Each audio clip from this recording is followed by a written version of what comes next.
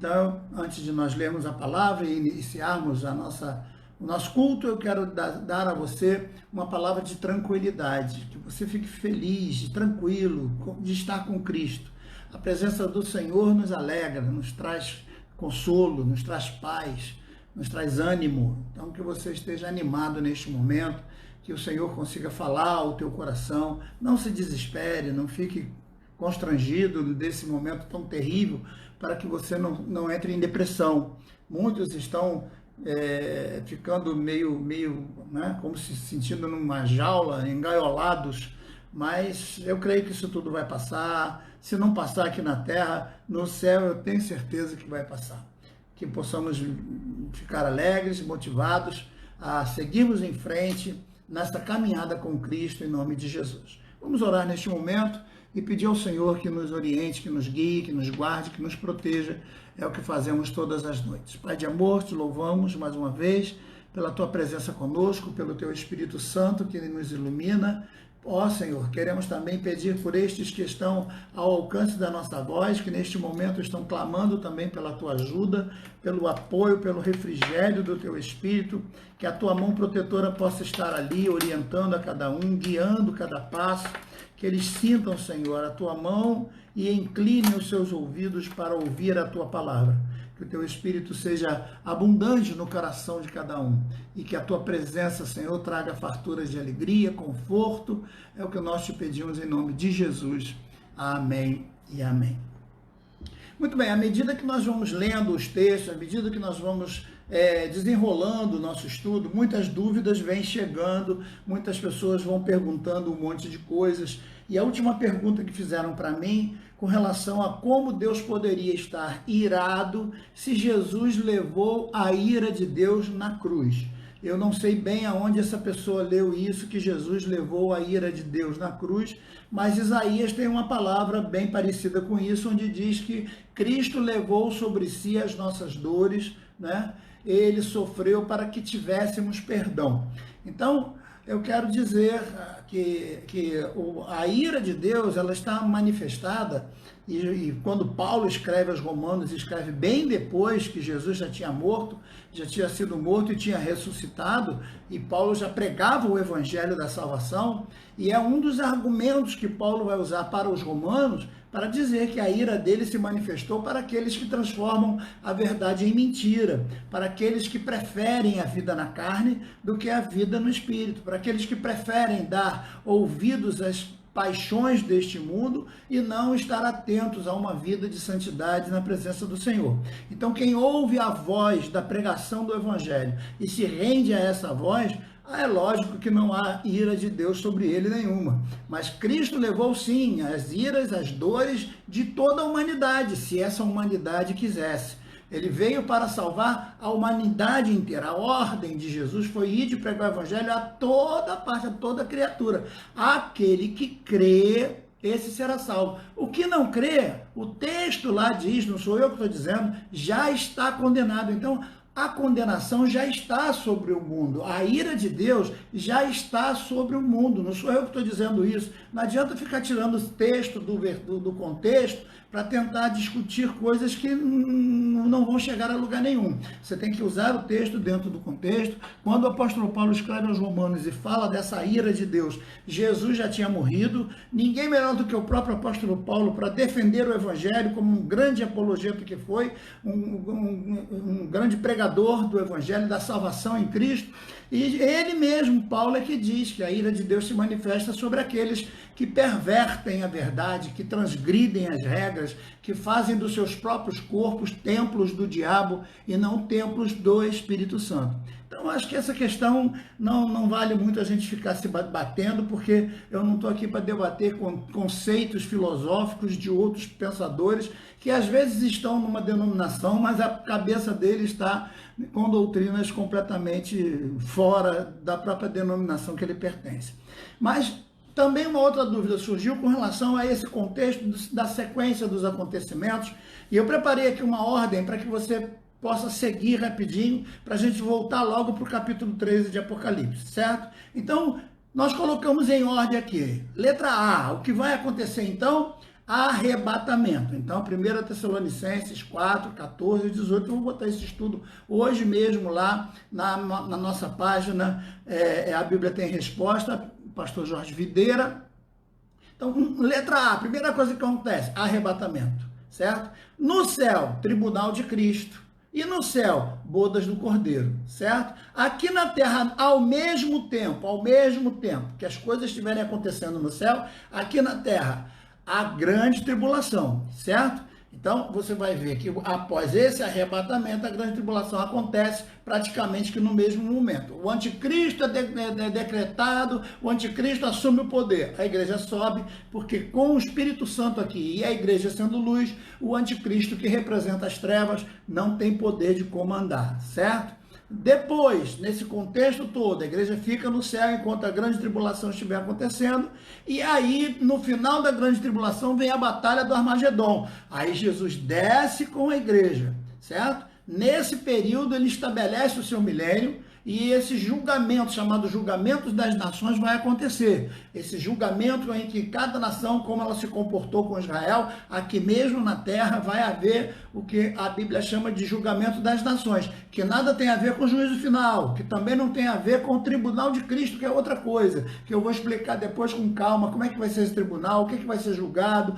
Aí um tribunal de Cristo é só para os crentes. E não é para julgar a salvação, é só para julgar as obras, para receber galardão. Tribunal de Cristo é só para crente, para receber galardão. Juízo final é para os ímpios, porque nós já fomos tirados. Nós não seremos julgados no juízo final, porque nós já estaremos assentados no trono junto com Cristo, julgando no juízo final. Está bem entendido isso? Então, depois dos 1000 anos, Satanás é solto e vem, então, o julgamento final, que é o grande período onde as coisas vão ser julgadas, os mortos ressuscitarão, e aí sim, Geena, que é o inferno final, vai ser inaugurado.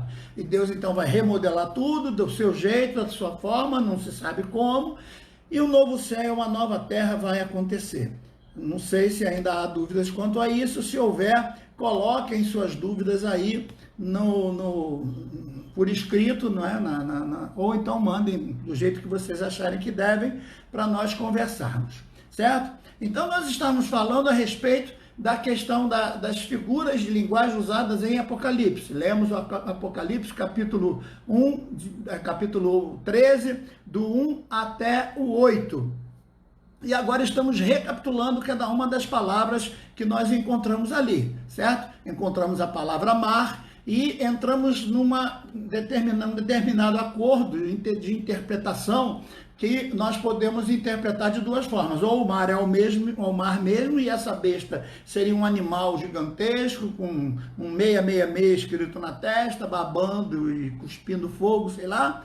Ou este mar é o aglomerado de nações, das nações borbulhando, das nações se chocando. E nós vimos textos na Bíblia, lemos Jeremias, capítulo 51, verso 42, que fala que a Babilônia é qualificada pelo próprio Jeremias como um mar, e a sua invasão também qualificada como uma onda gigantesca por parte do Império Persa, ou seja, o Império Persa é um mar que vai derrubar, que vai invadir, com as tropas entrando por dentro das ruas de Babilônia, parecendo uma onda gigantesca, varrendo, uma tsunami, varrendo toda a Babilônia. Então, Jeremias coloca como um mar. O próprio Jesus usa o mundo como um mar na sua comparação, quando ele diz que o mundo seria o mar, a rede seria a salvação do reino do céu, e os pescadores somos nós, os homens, que estamos a serviço dele para pregarmos a palavra. A rede é a mensagem e o barco é a igreja onde essas pessoas são colocadas.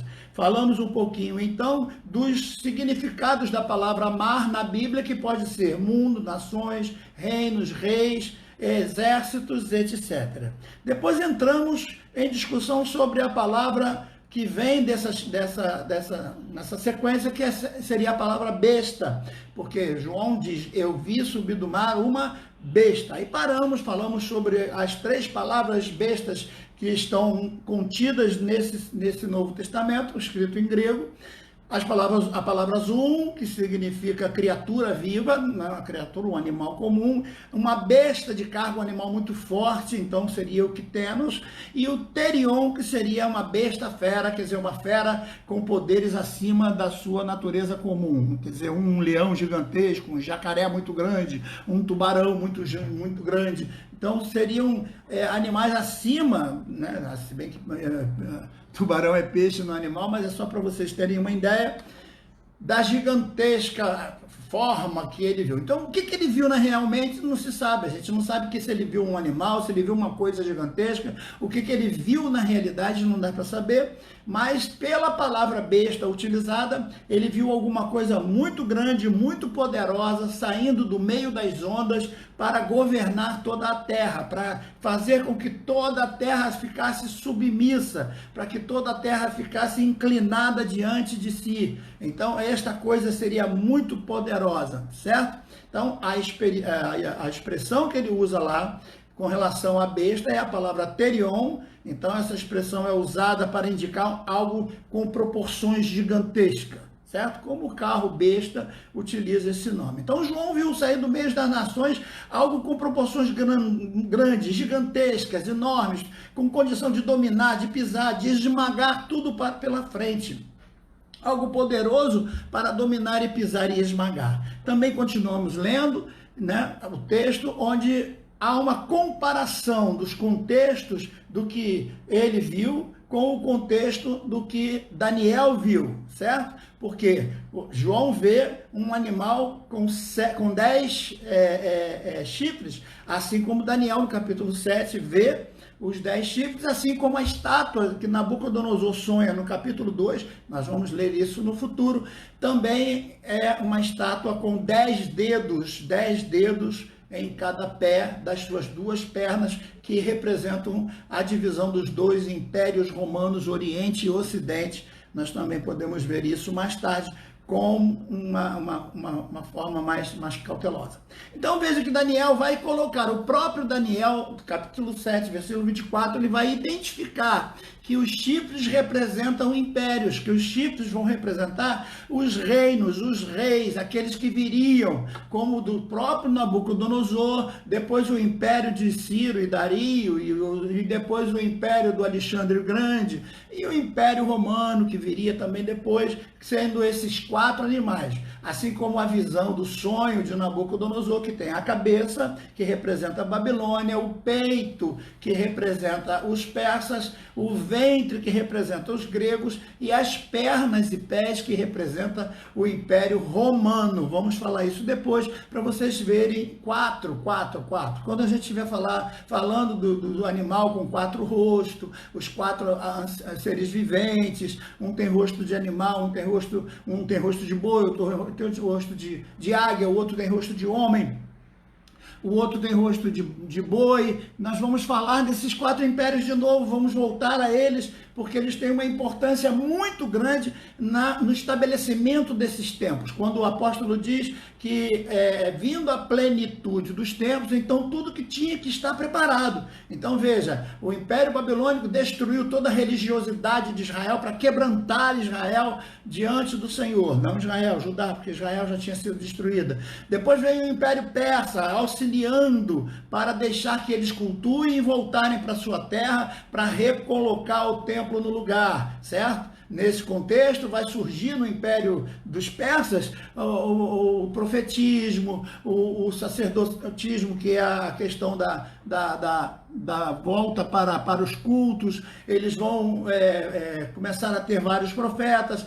O escribismo, os escribas vão surgir nesse período para compilar os textos, trazer então. As sinagogas também são construídas dentro desse Império Persa. Então o Império Persa tem uma importância gigantesca nesse contexto. Além da língua, né, que é o aramaico, que vai ajudar na formação de tudo. Mais tarde vem o Império Grego, que também vai... Então são 4, tá? Dessas grandes nações, são 4. Daí o animal os animais que Daniel vê, que é o leão, depois ele vê o leopardo, né, que é o segundo animal, o terceiro, enfim, são animais que ele vai vendo e nós vamos estudar de acordo com a sequência para a gente poder entender.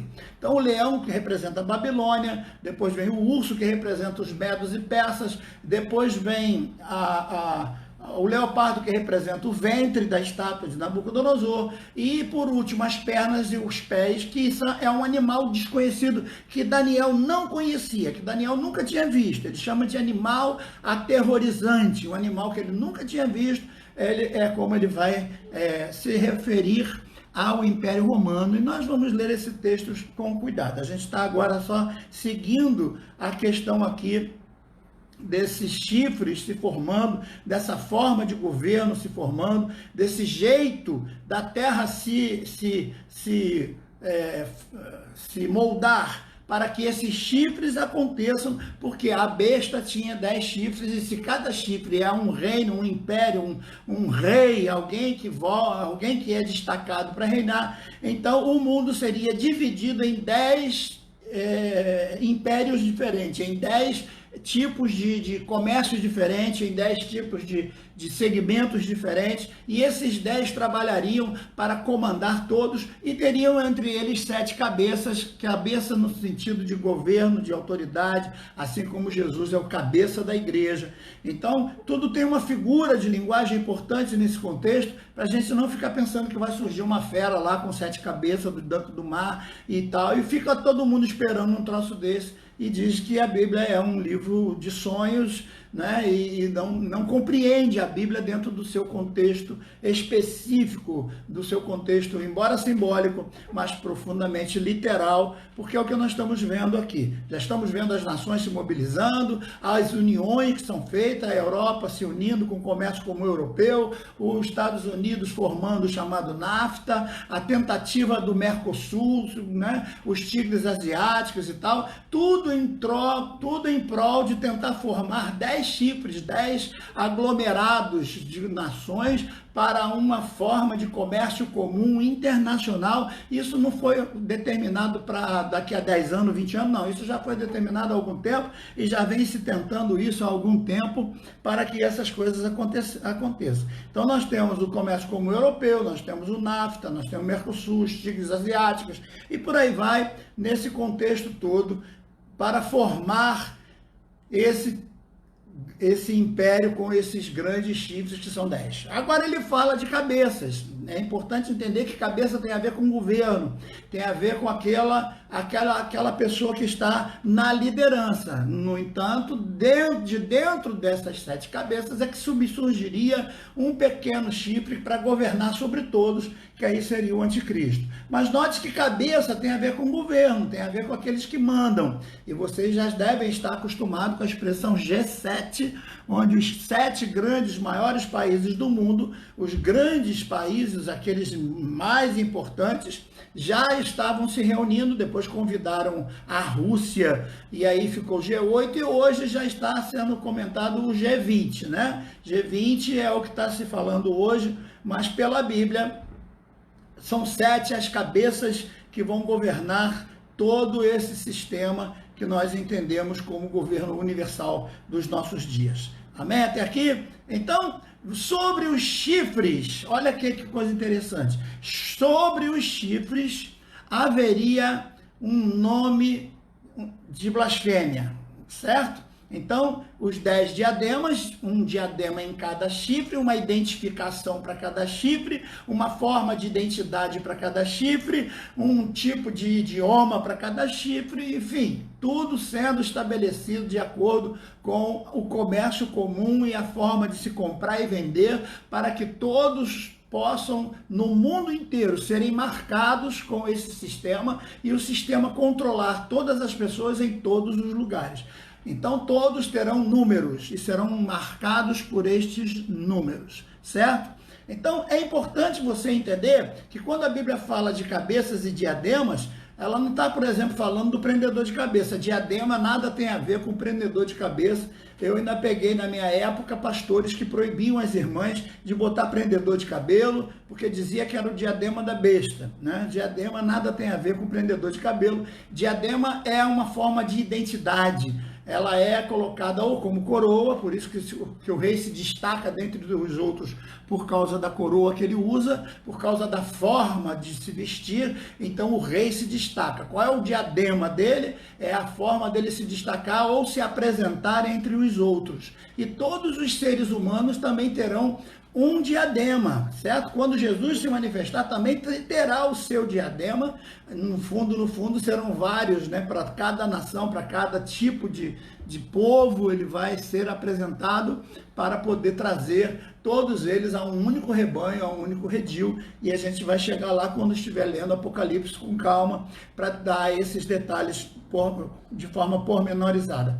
Mas é importante que você entenda aqui, por exemplo, quando o escritor escreve lá no Provérbios 1, verso 9, ele diz assim, ó, porque serão diademas de graça para a tua cabeça. Olha, diadema de graça para a tua cabeça tem a ver com uma forma de identificar a pessoa que recebe a graça de Deus. Aquele que recebeu a graça, aquele que foi agraciado, ele tem uma forma de ser identificado. É fácil você entender isso quando você vê que o crente é identificado por outro. Ele diz assim, fulano, você é crente? Sou. Por quê? Porque eu estou vendo que você é uma pessoa diferente, eu estou vendo que você é uma pessoa mais alegre, estou vendo que você é uma pessoa mais disposta, estou vendo que você é uma pessoa diferente dos outros, estou vendo que você não vive falando bobagem, você é uma pessoa centrada, consciente, enfim, digna, honrada. Então, o diadema tem a ver com essa identificação, certo? Então, tem a ver com a forma do indivíduo se apresentar. Por isso que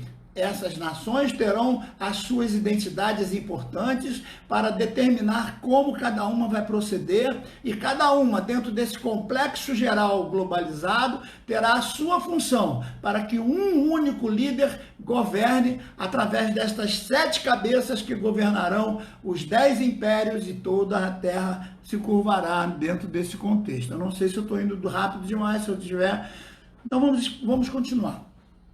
Agora, Provérbio 4, verso 9, ele diz assim, ó, dará à tua cabeça um diadema de graça. Opa, mais uma vez, a palavra graça é usada como uma forma de identificação, certo? Isaías 28, verso 5, será a coroa de glória e um formoso diadema. Coroa de glória e um formoso diadema. Isso para quem, irmãos? Para nós, igreja, que seremos agraciados de fora, não é só de dentro, é de fora. Quando as pessoas olharem para o crente, elas identificam o crente. Hoje os crentes estão se vestindo, andando de qualquer jeito, fazendo qualquer coisa, entrando em trapaça, entrando em trambique, entrando em coisa errada, entrando em... Só o sangue de Jesus. Não dá para identificar mais quem é o verdadeiro crente, quem não é. Mas o verdadeiro crente tem a coroa, que o texto está dizendo aqui, né, de diadema na sua cabeça, coroa de glória, de formosura.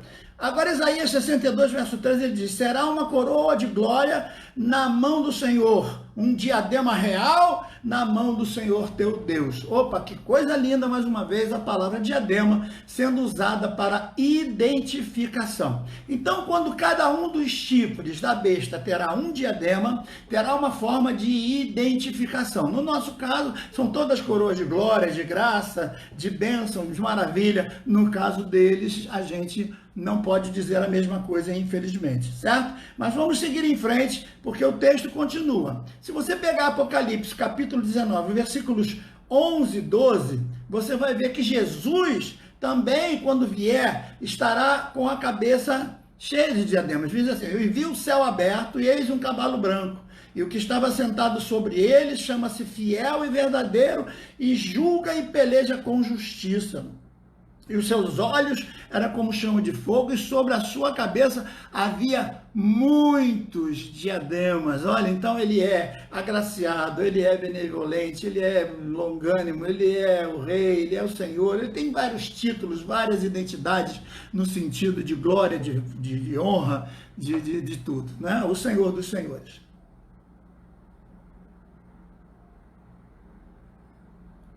Então é importante que você saiba isso, que cada um desses povos vão se unir, vão formar esses aglomerados, vão formar esses compactos de nações apoiando a nação, para que depois convirjam todas para uma grande guerra, uma grande batalha, até que saia a ideia de um governando todas, que será o anticristo. Até aqui tudo bem, pessoal? Ainda estamos no versículo 1 de Apocalipse, capítulo 13. Tá? Estamos analisamos o mar, analisamos a besta, os chifres, agora as cabeças.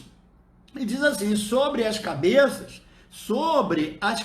então tem 7 cabeças, certo? Dessas cabeças pode ser a própria França, os Estados Unidos, a Inglaterra, né? O Canadá, a Espanha, enfim, o Japão, enfim, a China, que está vindo agora, de repente, se tornando uma superpotência que ninguém esperava.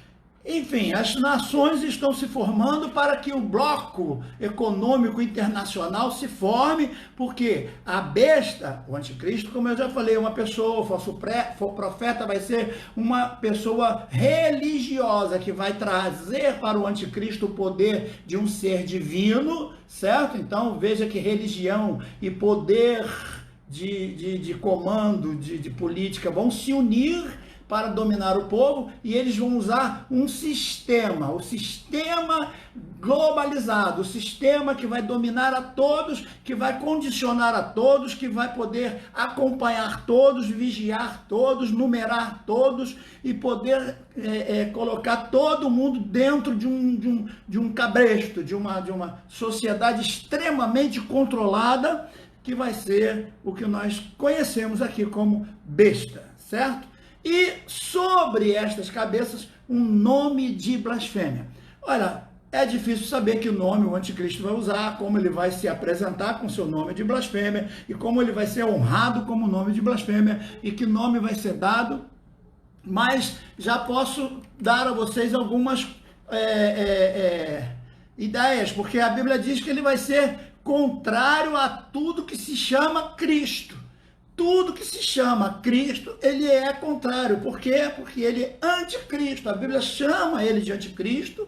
O texto diz que ele é contrário a tudo que se chama Cristo. Então ele vai trazer a glória para ele, tirando a glória do espiritual para o material, certo? Então, alguém estará acima dessas 7 cabeças, desses grandes impérios, que pode ser, né, alguém da França, alguém dos Estados Unidos, ou no contexto do pequeno chifre que diz lá em Daniel, o pequeno chifre que nasce entre os outros, que é Israel. Então, para a maioria dos teólogos, o anticristo será um judeu. Não sei se eu estou correndo muito, se está indo bem, está dando para entender. Caso não tenha, digite aí e a gente volta amanhã com as explicações. Então, ainda no capítulo 1, diz que ele vai ter esse nome sobre as cabeças, aquele que estiver acima das cabeças, governando as cabeças, ele será então o nome de blasfêmia. Então, por isso que o texto diz 666, né? Cada meia simboliza o número do homem. O número do homem é o número 6, porque ele foi criado ao 6º dia. No 6º dia da criação, o homem foi criado. Então, tudo que se levanta na terra contra Deus tem o número 6. Tu vê que Golias tinha 6 dedos em cada mão e em cada pé, certo? A sua espada pesava 600 ciclos, quer dizer, tudo tem a ver com 6. 666 é uma forma, um código, um jeito da gente interpretar. Então é uma trindade, meia da besta, meia do anticristo, meia do falso profeta. Serão 3 meias, formando então 3 pessoas no contexto, né? Sendo que uma delas não é pessoa, é o sistema, que vai dar a eles a autoridade internacional de governar tudo, de saber tudo, de comandar tudo, de vigiar tudo, de saber de tudo, que nós hoje já sabemos que é através de um chip.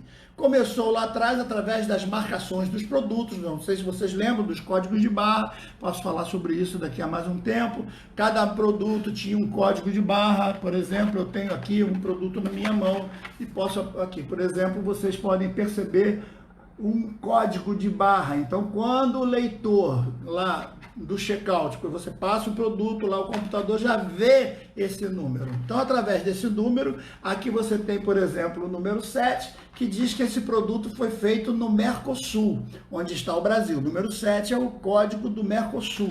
Nesse produto também tem o número 89, que é o número do Brasil dentro do Mercosul. 89 dentro do Brasil é o número do dentro do Mercosul é o número do Brasil. Depois vem o número da fábrica que produz esse medicamento, que são 4 números que vão determinar onde esse produto foi fabricado. Vem uma divisão e depois de mais 6 números que vão dizer respeito ao produto da fábrica propriamente dita. Então você tem o Mercosul, o país, a cidade onde fica a fábrica propriamente dita e o produto que é fabricado. Por que isso aqui? Porque dessa forma tudo será controlado, né? E cada produto vai ser controlado, não tem como ser atravessado, não sei como. Então, o produto vai ser barateado, vai ter como o governo controlar tudo isso e tal. Só que já descobriram que esse código pode ser evoluído e eu vou falar sobre isso depois, certo? Quando Daniel ele vê figuras extraordinárias na sua visão. Então ele vê no próprio versículo que ele diz: o animal, aquela besta gigantesca, aquele ser que ele chama de besta, em primeiro lugar era semelhante ao leopardo. Leopardo está descrito na visão do profeta Daniel no capítulo 7, versículo 6, onde o leopardo ele corresponde ao Império Grego. Alexandre o Magno, por volta de 332 a.C., dominou toda aquela área, e você pode então ver. E esse Império de Alexandre o Magno vai se formar depois no Império dos Ptolomeus e dos Seleucidas, e vai dominar toda aquela área até mais ou menos 146 a.C., quando o Império Romano começa a se despontar e vai atacando lentamente e dominando todos esses outros impérios. Então, essa era uma visão, corresponde à cabeça, ao peito de bronze do sonho de Nabucodonosor. A cabeça é Babilônia, é o leão, e o peito é o leopardo. Na visão de Daniel, o leopardo aparece com 4 cabeças, uma para cada canto da terra, indicando que esse sistema vai comandar a terra inteira. Então, o sistema da besta, a besta de Apocalipse, vai ter condição de comandar toda a terra, assim como o sistema de Alexandre o Grande conquistou toda a terra, olhando para todo lado. Outra coisa, mudando a linguagem, fazendo com que todos falem a mesma língua. Outra coisa, trabalhando com as crianças, principalmente as crianças, porque a intenção do anticristo é preparar as crianças para que quando elas estejam adultas, elas já estejam dentro do seu processo. Vocês sabem que isso já vem acontecendo há muito tempo. Há muito tempo, há mais de 20 anos, 30 anos, esse sistema já está sendo colocado e as coisas estão mudando. Até a história de nações estão mudando, como o próprio Brasil. Se você vê a história que alguns contam hoje e você vê as pessoas que viveram, que foram testemunhas, dizem, caramba, mas isso não aconteceu, estão contando a história de forma errada, porque a ideia, aliás, o próprio Daniel no capítulo 7 vai dizer, no versículo 25, que eles vão mudar as coisas, mudar as regras, mudar as leis, mudar todos os conceitos. Estamos vendo isso agora. Estamos vendo as leis sendo determinadas de repente. Não é mais o executivo que executa, não é mais o legislativo. É uma coisa, uma confusão que não dá para você pensar. O negócio agora não é mais ficar pensando. Agora é a hora de você agir, colocar a fé em ação e crer no Senhor Jesus Cristo. Então, também 4 asas que diz a velocidade. Então veja que esse leopardo estabelecido pelo profeta Daniel era uma criatura fantástica que tinha um poder extraordinário, uma atenção de olhar para todos os cantos e controlar todas as coisas e uma velocidade incrível que não dá para você perceber quando já está agindo. É a besta de Apocalipse. Nós estamos lendo aqui Apocalipse e agora indo para o versículo 2, onde ele diz que a besta que ele viu, ela tinha semelhança do leopardo. O leopardo nesse texto é muito importante porque você tem que se reportar a Daniel ao que ele diz a respeito do Império Grego. Daí ele ser o ventre da estátua, porque naquela época se acreditava que era do ventre porque é do ventre que nasce, é o ventre que dá a luz, então a alma nascia no ventre. Então, cuidar das crianças para que elas cresçam já no sistema, né, sistematizadas, educadas, dentro do mesmo sistema, elas não vão se revoltar. Você pega hoje uma criança, ela já sabe mexer no celular muito melhor do que um adulto, porque ela já está se aclimatando, ela já está se socializando dentro do contexto que é o que o anticristo está querendo para poder governar a Terra. Não pensem que isso aqui é uma coisa da carochinha, porque não é, infelizmente não é, certo? Ah, pastor, o senhor está trazendo muito folclore. Você pode pensar do jeito que você quiser, é um direito que você tem de pensar do jeito que você quiser pensar, mas eu estou tentando fazer a associação dos textos dentro do contexto bíblico, para que você entenda que nós estamos diante de uma situação muito grande, muito grande. Então, vejam, sinais acontecendo. Ah, pastor, mas sempre teve onda. Eu postei agora uma senhora apavorada mostrando uma praia lá do Espírito Santo, onde as ondas estão tomando tudo, tomou toda a areia, tomou toda a calçada, invadindo a estrada, e ela diz, caramba, eu moro aqui há 70 anos, eu nunca vi alguma coisa acontecer como essa.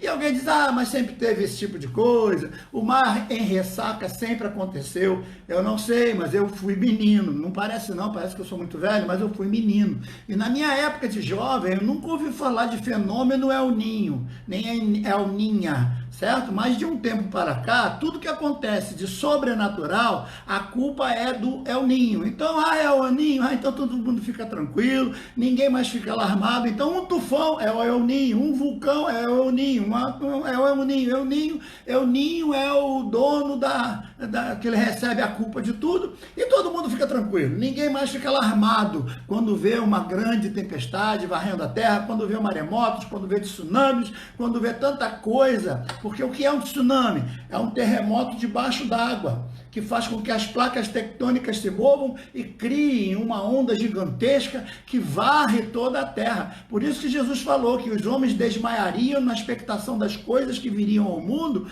pelo bramido do mar e das ondas. Ah, mas essas pessoas acham isso muito natural. É natural, lógico. Você acha que na época de Jesus não tinha terremoto? Porque Jesus, quando os terremotos aconteceram já na época, Jesus tem, tanto que Jesus cita o terremoto no tempo de Uzias. O próprio Jesus sabe que sempre teve terremoto. O próprio Jesus sabe que todos esses sinais sempre aconteceram, mas nunca todos ao mesmo tempo, no mesmo período de tempo, como nós estamos vendo nesse último século. Nessa passagem do século XX para o XXI, estamos vendo todas essas coisas acontecendo praticamente ao mesmo tempo. Então nós vamos ficando por aqui. Eu tenho um Deus que não vai deixar essa luta me matar, desespero me tomar. Por mais pressão que seja a situação, o controle ainda está na palma de suas mãos. O choro dura uma noite, mas a alegria, ela vem pela manhã. Eu creio, eu creio. O choro dura uma noite, mas a alegria, ela vem pela manhã. Eu creio, eu creio. Ainda que a figueira não floresça e não haja fruto na